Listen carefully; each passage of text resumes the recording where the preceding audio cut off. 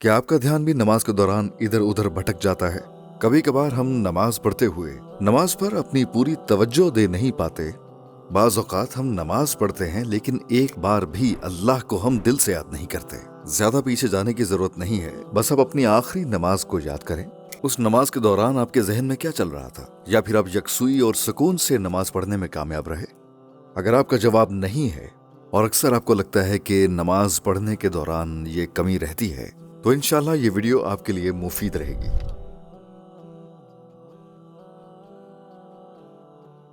बदकिस्मती से ऐसा होता है कि हम नमाज पर अपना ध्यान मरकूज नहीं कर पाते। हमारा जहन दुनियावी बातों में उलझा रहता है। कभी कभार तो नमाज पढ़ने के दौरान हमारे जहन में नामुनासिब ख्यालात भी आ जाते हैं और ये चीज हमें बेचैनी में मुब्तला कर देती है और शैतान पूरी कोशिश करता है कि हमारी इबादत किसी न किसी तरह बेअसर हो जाए। क्या आपको वो वक्त याद है जब शैतान ने आपको नमाज से दूर रखा? उसने नमाज को आपके लिए मुश्किल बना दिया। फिर जब आपने नमाज पढ़नी शुरू की तब भी शैतान ने ध्यान हटाने की पूरी कोशिश की। अगर वो नमाज में खलल डाल सके या ऐसी कोई बात कर सके जो आपकी तवज्जो कम कर दे, तो वो इसे अपनी जीत समझता है। हाँ, शैतान आपके जहन में बेमकसद ख्यालात डालकर नमाज में आपको उलझाने की कोशिश करता है, लेकिन जब आप नमाज अदा कर रहे हो, चाहे आप पूरी तवज्जो न दे सके, फिर भी आप अपनी नमाज बतौर फर्ज अदा कर रहे हैं। वसवसों का शिकार न हो, ये कोई परेशानी की बात नहीं। कभी कभार आपको मायूस करने के लिए शैतान आपको ये सोचने पर मजबूर करता है कि अगर ऐसी नमाज पढ़नी है तो ना पढ़ना बेहतर है। ये तो नमाज ही नहीं थी, मेरा ध्यान कहीं और था।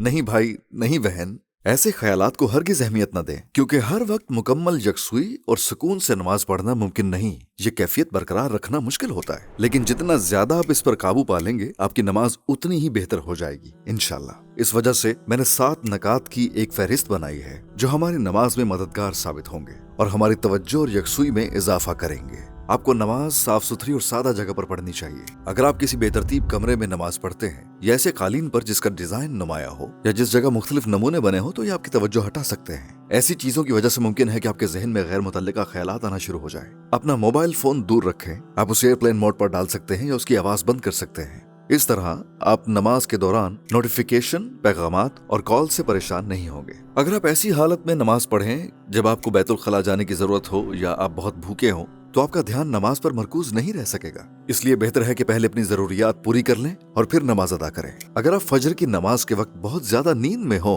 तो आपकी रूह नमाज का हकीकी असर महसूस नहीं कर पाएगी। पहले आपको उस नींद की हालत से छुटकारा पाना होगा। उसके लिए आप ठंडे पानी के छींटे अपने चेहरे और गर्दन पर डाल सकते हैं और इसी तरह नमाज से पहले किसी खुली और ताजा हवा वाली जगह जाकर चंद गहरी सांसें लेना भी फायदेमंद हो सकता है। इन सब बातों के अलावा अगर आपकी कुरान की तिलावत दुरुस्त नहीं है या आप हुरूफ का सही तलफ्फुज अदा नहीं कर पाते हैं, तो आपको कुरान पढ़ने का सही लुत्फ हासिल नहीं हो पाएगा। इसीलिए हमें इसे दुरुस्त करना चाहिए और मारूफ कारी हजरात की सूरह की तिलावत सुननी चाहिए और फिर हमें अपनी तिलावत का जायजा लेना चाहिए। यकीनन मैं आपसे ये नहीं कह रहा हूँ कि आपको कहीं इमाम काबा बनना है, लेकिन अगर हम अपनी तिलावत और तजवीद को बेहतर बना लें और इसकी बाकायदा तालीम हासिल करें, तो हमें नमाज में ज्यादा सुकून और लुत्फ हासिल होगा। नमाज के अरकान को दुरुस्त तरीके से अदा करना भी बहुत जरूरी है और इसे अरबी में तादील अल अरकान कहते हैं। अब मैं आपसे पूछता हूँ, वो कौन सा शख्स था जिसने दुनिया की सबसे ज्यादा यकसुई वाली नमाज अदा की?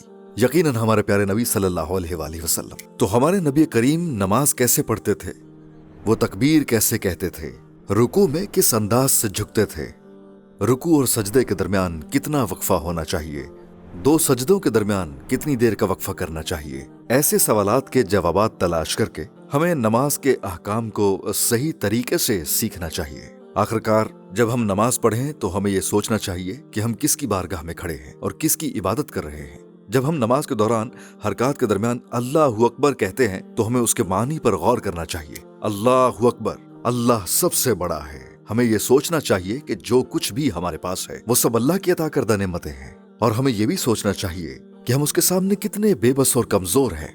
ऐसे में जब हम ये तसव्वुर करते हैं कि हम कायनात के सुल्तान के सामने खड़े हैं, तो ये सोच नमाज में हमारी तवज्जो और सुकून को बढ़ा देगी। इन सब बातों के बाद चलिए असल नुक्ते पर आते हैं। वो क्या चीज है जो आपको ये कहने पर मजबूर कर दे कि शुक्र है मैंने ये सीख लिया। एक दिन एक शख्स उस्ताद बदियुज़्ज़मान नूरसी, जो कि इस्लाम के अजीम उलमा में से एक हैं, उनके पास आया और शिकायत की कि वो नमाज में रूहानी सुकून और लुत्फ महसूस नहीं कर पाता। उस्ताद बदियुज़्ज़मान ने उस शख्स को बेहतरीन जवाब दिया, ये दुनिया खिदमत और फर्ज की जगह है, अजर की जगह नहीं। नेक आमाल के अजर, बरकतें और नूर बरज़ख में, दरमियानी दुनिया में और आखिरत में मिलेंगे। दुनिया में दायमी इनामात को लाने की कोशिश करना और उन्हें यहाँ पाने की ख्वाहिश करना, इस बात की कोशिश करना है कि आखिरत को दुनिया में बरकत हासिल करने का वसीला बना लिया जाए।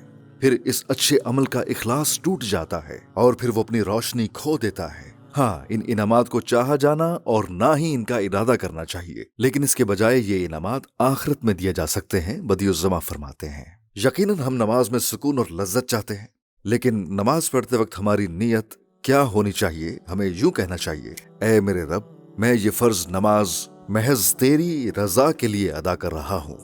यानी हम नमाज किसी जाती फायदे के लिए नहीं पढ़ रहे। दर हकीकत इस सूरत हाल में हमारी खुलूस नियत का इम्तिहान लिया जाता है। चाहे हम बोरियत महसूस करें या अक्सर हमारा दिल भी ना चाह रहा हो। मसलन अगर आप बहुत ज्यादा थके हुए हैं या गुनूदगी में हैं और अभी तक इशा की नमाज नहीं पढ़ी, तो आप खुद को नमाज अदा करने पर आमादा करते हैं, चाहे उसमें दिल लगे या ना लगे। ये हमारा अहम फर्ज है, यही हमारी तख्लीक का मकसद है। चाहे कुछ भी हो जाए, हमें फिर भी नमाज अदा करनी ही है। ये खुशू खुजू और ये कल्बी सुकून जो हम जानते हैं, वक्त के साथ आ ही जाएगा, चाहे हर वक्त महसूस ना हो। तो हम क्या करें कि हमारी नमाज मुकम्मल यकसुई और इखलास के साथ हो, सिर्फ अल्लाह की रजा के लिए हो। जितना ज्यादा हम अपने खालिक को पहचानेंगे, उतने ही इखलास से उसकी इबादत करेंगे। तो हमारी असल परेशानी मारिफत इलाही की कमी है। मारिफत इलाही क्या है? ये अल्लाह को पहचानने का तसव्वुर है। अगर हम अपने खालिक को बेहतर तौर पर जान लें, तो हमारी इबादत और नमाजों का मायार यकसर ही बदल जाएगा। तो हम अल्लाह को बेहतर तौर पर कैसे जान सकते हैं? ईमान की सच्चाइयों के जरिए, कुरान मजीद की तिलावत से, उसकी तफासीर पढ़कर जो कुरान के मानी को वाज़ेह करती है। मिसाल के तौर पर मैं आपको रिसाला नूर तफसीर पढ़ने का कहूँगा। ये रिसाला नूर पढ़ने से हम अपने रब को बेहतर जान सकेंगे और यूं हम अपने मसाइल हल कर सकेंगे इंशाअल्लाह। जो कुछ भी इंसान दिन भर करता है, उसी से ही जुड़े ख्यालात उसके जहन में आते रहते हैं। मसलन अगर मैं पूरा दिन फुटबॉल खेलकर गुजारता हूँ, तो ख्वाब में भी फुटबॉल ही देखूंगा और यहाँ तक कि नमाज में भी वही चीजें जहन में आएंगी। अब जरा इसे हम दूसरे जाविये से सोचते हैं। अगर हम अपने जहन को ईमान की हकीकत, मारिफत इलाही और कुरान से भर लें, तो आप क्या समझते हैं कि नमाज के दौरान हमारे दिमाग में क्या आएगा? हम रब्बुल आलमीन के बारे में सोचेंगे। जो सच्चाइयां हमने सीखी वो हमारे दिमाग में आ जाएंगी, हत्ता कि हम ख्वाब में भी कुरान पढ़ेंगे। इसीलिए हमें अल्लाह के पहले हुक्म पर अमल करना चाहिए। अल्लाह ने कुरान की पहली आयत में हमें जो करना है वो बता दिया है। तो पहली आयत क्या है? इक़रा, पढ़। तो हमें कुरान पढ़ना चाहिए। कायनात की किताब को पढ़ें। बादलों को देखकर हम कायनात की खुली निशानियों को पढ़ सकते हैं। पहाड़ों को देखें, फूलों और सितारों को देखें, अपनी जात को समझें। उसके बाद इंशाअल्लाह अब अपनी नमाज सुकून और इखलास के साथ अदा करना शुरू हो जाएंगे। वैसे अगर आपके पास कोई तजावीज़ हैं जो नमाज में आपकी तवज्जो मरकूज रखने में मदद देती है, तो आप उन्हें कमेंट सेक्शन में शेयर कर सकते हैं।